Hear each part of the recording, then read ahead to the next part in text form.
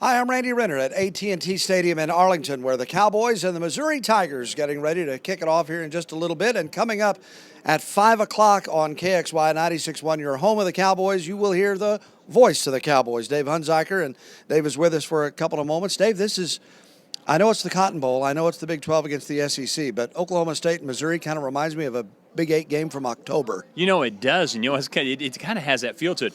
What's interesting is I was thinking about this. If you would have said in 1995 that Oklahoma State and Missouri would combine for 7 10-win seasons over a 7-year span, people would have said you're out of your mind. I mean, both these programs, just 15 years, 20 years ago, were known more for their failures than their successes.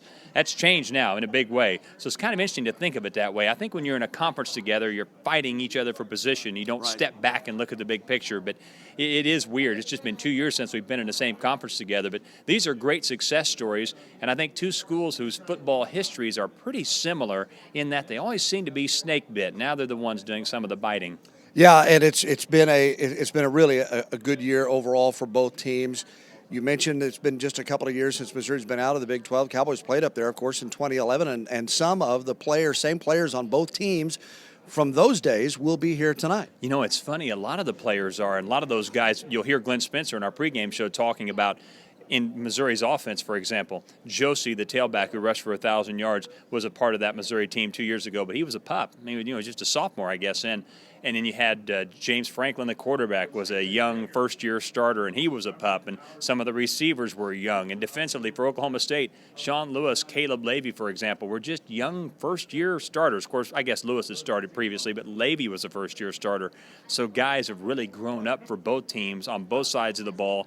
A lot of senior starters, 12 senior starters for both squads, but guys who maybe were starting 2 years ago, but their heads were still swimming a little bit because they were sort of gathering their experience load for major college football. Talking with Dave Hunziker, the voice of the Cowboys, broadcast coming up on 96.1 KXY, beginning at 5 o'clock, kickoff tonight at 7:10. And Dave, both these teams really are well known for their high-powered offenses, but I think sometimes the defenses of both teams get a little bit ignored, and both teams' defenses are really quite good. Yeah, they're really, really good. Of course, as we know, Oklahoma State intercepted 20 passes this year and intercepted a pass in basically every game but one during the course of the season. Justin Gilbert and the other corners were terrific. And for Missouri, it's their pass rush. Michael Sam is obviously the SEC Defensive Player of the Year, is a big-time defensive end. He's not the only one.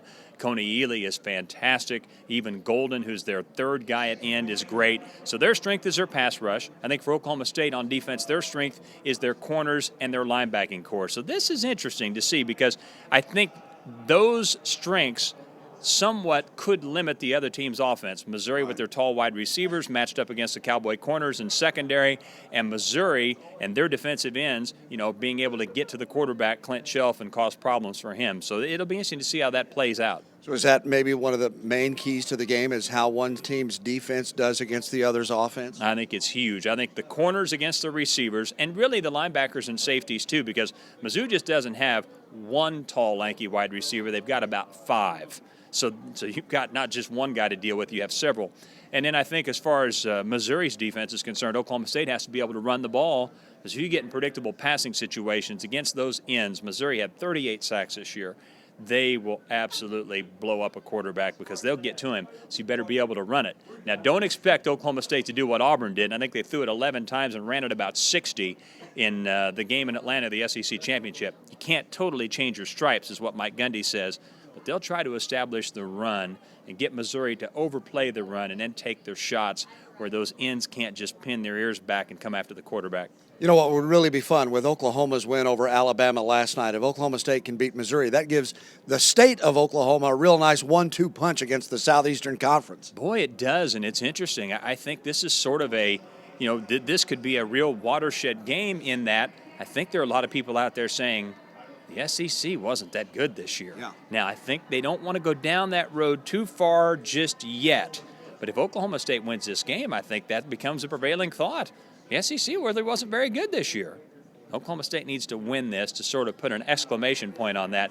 It's kind of like a bill in Congress. It's gathering some momentum. People are starting to buy into it, but it hasn't passed yet. If Oklahoma State wins tonight, I think the bill passes that the Big 12 wasn't as bad as people thought. Maybe the SEC wasn't as good as people thought. There you go. Dave Hunziker, the voice of the Cowboys. Dave, thanks very much for your time here just before you go on the air. We really appreciate it. Oh, my pleasure. Appreciate all the fans viewing this and listening to the game tonight. All right, and of course the game broadcast coming up on 96.1 KXY, your home of the Cowboys at AT&T Stadium. I'm Randy Renner.